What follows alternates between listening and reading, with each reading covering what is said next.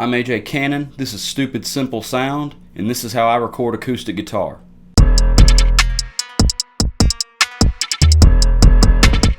If you're watching this video, I'm assuming you're not a professional audio engineer. I'm also assuming you don't have an acoustically tuned live room to record in, you probably don't have state-of-the-art microphones, and you probably don't have thousands of dollars worth of outboard gear. Odds are, your studio looks something like this, and your recording setup looks something like this.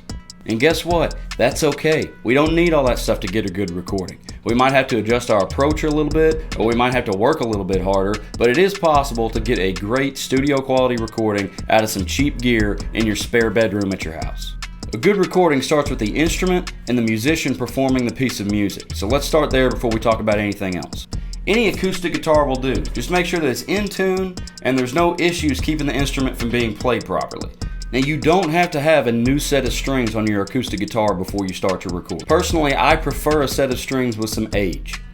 An older, deader set of strings has been, in my experience, easier to record and a little bit easier to control. You don't need all of that unnecessary brightness that comes with a new set of strings, plus an older set of strings that's broke in well will stay in tune better. You're going to have less issues in that area. Outside of the musician and the instrument, one of the most crucial parts of an acoustic guitar recording is the pick that you use. Pick material and thickness is going to play a large role in the tone that you get out of your acoustic guitar. Personally, I prefer a celluloid pick in a medium thickness. This is going to be somewhere between 0.55 millimeter and 0.70 millimeter. Different materials are going to sound different.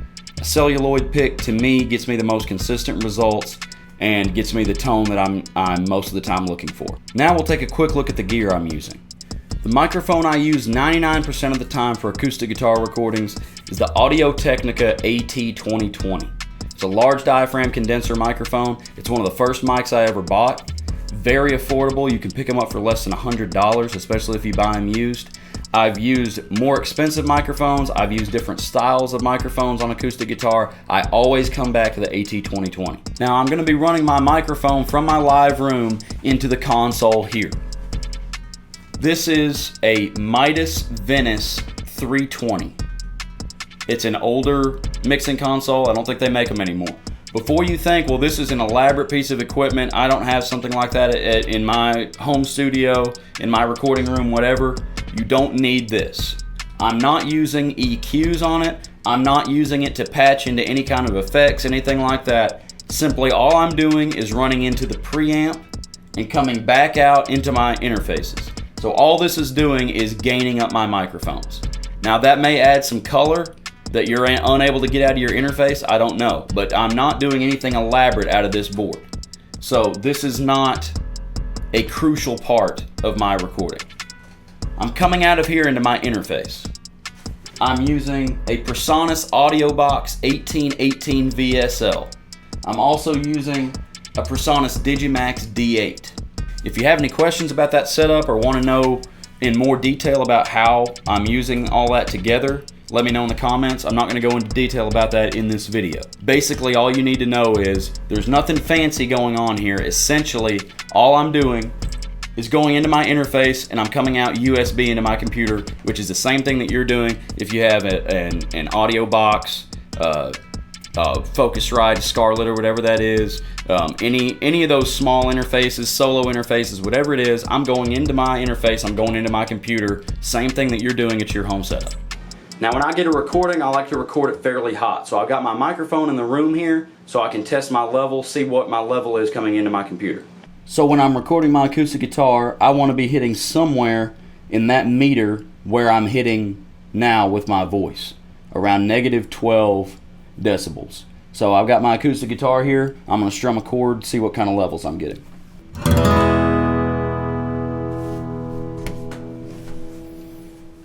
Now let's head out into the live room and I'll show you how I get set up out there. Now the placement of the microphone is going to be one of the most crucial aspects of your acoustic guitar recording. There's no definite way to do this. Depending on your microphone, depending on your guitar and your room, you might have to adjust this, but there's a few basic general rules that can be applied when you're setting up your mic to do this. Then it maybe can at least get you a good place to start. I'll show you what it sounds like in a couple different places, and then I'll show you the way that I do it to get the most consistent results for me. The majority of the low end, the majority of the bass is going to come out of the sound hole. So the more direct you are aimed at the sound hole and the closer the mic is to the sound hole, the more low end you're going to get. So I will point the mic, we're going to go about this distance, pointed directly at the sound hole, and we'll see what that sounds like. There's going to be a lot of low end, a lot of bass when you do that. Maybe that's what you want, maybe that's not what you want. Maybe you're having trouble, you need more high end. The pick attack and the brightness is going to come more from back towards the bridge. Because when I'm strumming my guitar, I'm further back towards the bridge. If we aim that microphone closer to the pick, we're going to get more of that pick attack.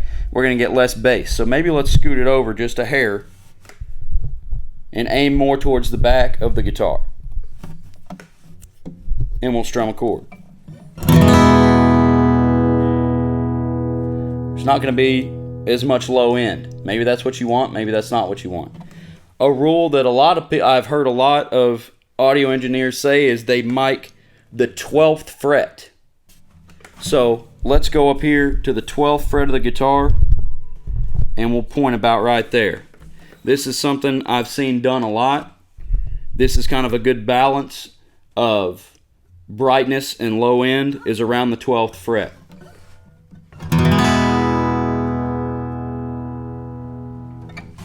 I did that personally for a while. I mic'd the 12th fret. I found it being a little bit more mellow than what I wanted.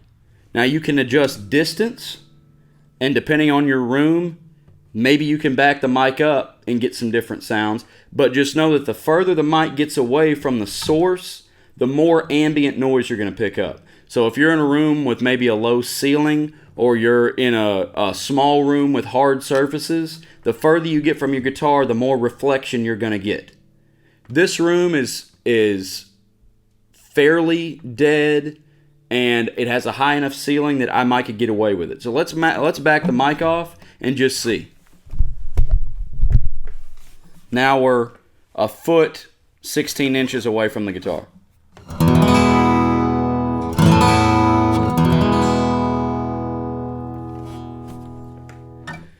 Now, at one time or another, I've tried each one of these techniques, and I've always come back to one technique that seems to work for me regardless of the guitar, regardless of the song, regardless of the room. So I combined a lot of these techniques. The 12th fret was the closest that I could get to the sound that I wanted, that was the most consistent and the most balanced as far as EQ goes. Maybe we don't have rack EQs and a console with a good EQ. We want to get this recording as good as we can get it in one pass without having to do a lot of stuff to it. So I started experimenting, and I brought my mic close to the 12th fret, but kind of down low of the guitar. Some guitars will have a cutout here. I almost point it in that cutout. And then I aim the mic across the strings towards the sound hole. So we're getting a more mellow sound from being further towards the neck of the guitar. We're pointing it towards the attack of the pick, and we're coming across where all the low end is. We're not miking directly the sound hole. We're not getting all of that boomy low end. We're not miking back here where we're missing a lot of the low end.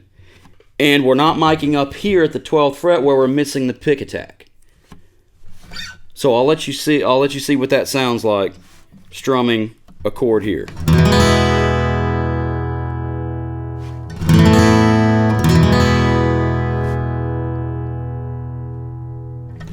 That for me is the most consistent sound. Obviously, depending on your microphone, depending on your situation, you might have to play around and do something different, but I would recommend trying this and see if that gets you a better acoustic recording than you've had before. So we've got our mic set up. We've got the level proper where we're getting a good hot recording. We've got our mic in the right place. We've got our guitar in tune. We've got the pick that sounds right. Now let's make a recording. 1, 2, 3, 4.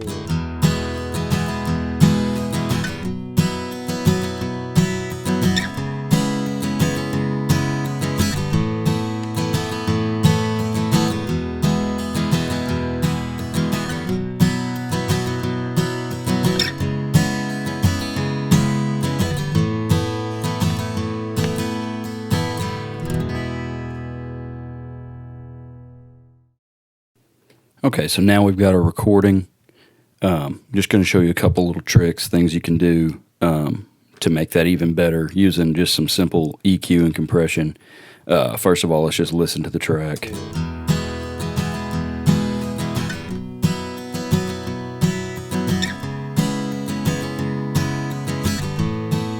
Okay, so that sounds really good. Like I said before, you want to get as good a recording as you can in the first place. That's what we've done. I'm just going to real quickly, I like to EQ first because then I don't have peaking frequencies hitting my compressor. Sorry if my voice is bad. I got a podunk set up here. So the first thing I'm going to do, we already placed the mic to where we don't have to roll off a whole lot of low end, but I'm going to do just a little bit here.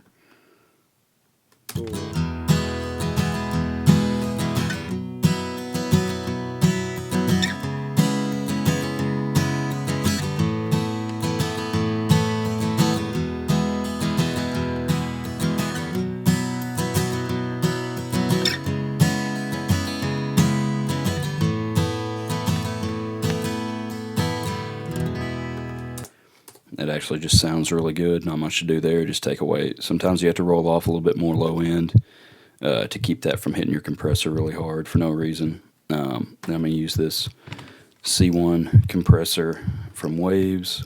Typically with an acoustic guitar, I'm going to start with about 2 dB of makeup gain, and I'll usually do a pretty.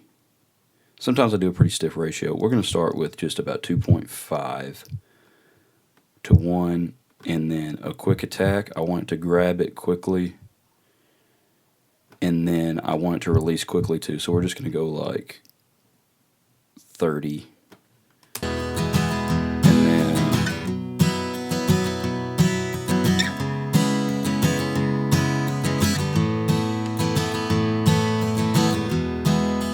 But you can see in this area here, in the little red bar, we're just grabbing a little bit, 3 to 4 decibels, a little more maybe.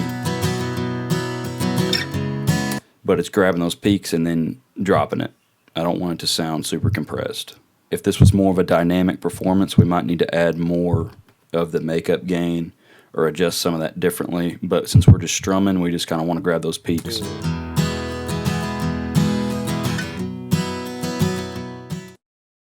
Now there's one more little trick I'm going to show you that can really bring an acoustic guitar recording to life. Obviously it's going to depend on the style of track you're recording, but this is something that I really like to do, and it doesn't even seem to matter necessarily the style of the music or the recording. This is always something that's really cool to do. So that first track that I recorded was in E. Now I played it in position 1, playing an E chord, an A chord, and a B chord, and a C sharp minor. Now, if I take my capo and I put it on the 4th fret and play a C chord, I just made my C chord an E chord. Now, when I play over that first track, playing in the higher register, it creates a really cool effect. And now we have two acoustic guitar tracks playing the same chords in different positions. And it can really bring a guitar track to life. In order to do this, we're going to have to put on a pair of headphones and listen to the track that we already recorded and play along with it. So I'm going to get my headphones, get set back down, and we're going to record that. 1, 2, 3, 4.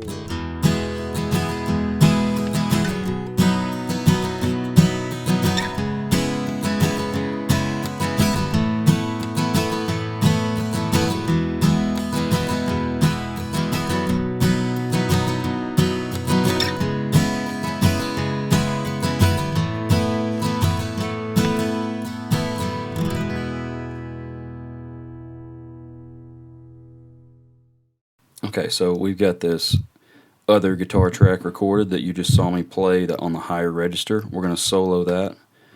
I'm going to go ahead and pull over the same EQ and compression that I used on the other track, because I already know that's dialed in for probably the level should be about the same.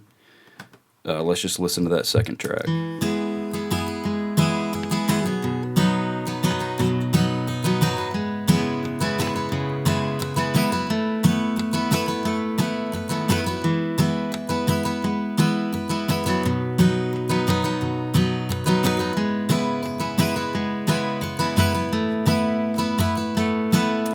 So that one seemed like maybe it was a little bit louder. It's hitting the compressor a little bit harder, so I loosened up the threshold just a little bit. I'm actually going to roll off more low end because that other recording, the other track is got more low end in it. Let this one carry kind of the higher frequencies, maybe bump a little bit in here.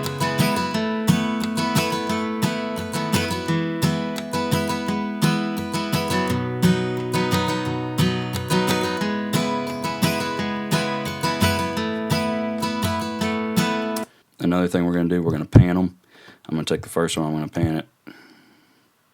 Let's go like 65-ish left, 65-ish right. Now you'll hear that stereo image. You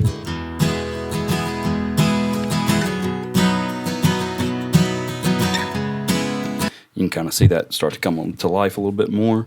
You can mess with that, obviously, depending on the recording. If you don't know what panning is, basically you can picture, if you're looking at a band playing, where is each instrument position. So if this is my cursor over here, I've got an acoustic guitar player over here on the left, I got an acoustic guitar player over here on the right.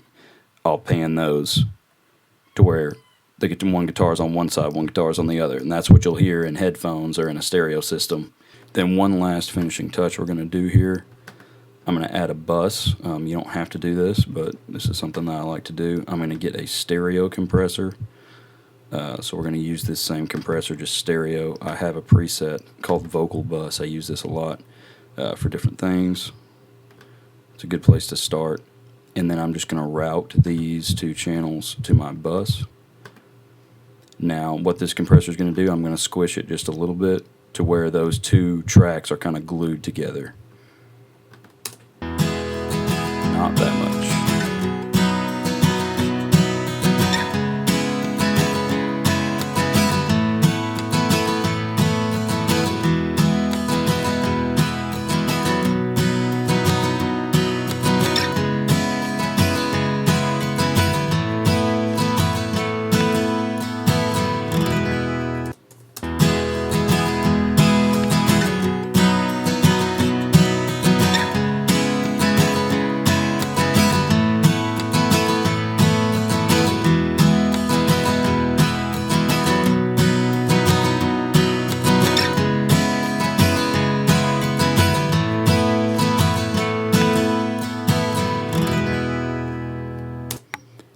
And there you pretty much have it. Obviously you could add fun effects after that, add some reverb, things like that if you wanted to, but that's basically my starting place, my go-to when I'm recording acoustic guitar. And if you like to do that do your two tracks, you can play them using a capo, play in two different keys, get a high and a low guitar, you can bring them in and out, use them to accent different parts of the song. Really cool ideas you can get out of having those two tracks. Other than that, I hope you enjoyed the video, hope you learned something, and maybe put this into, apply this to your next acoustic guitar recording. We'll see more videos in the future like this, some other recording tips, things like that. I'll talk to y'all later.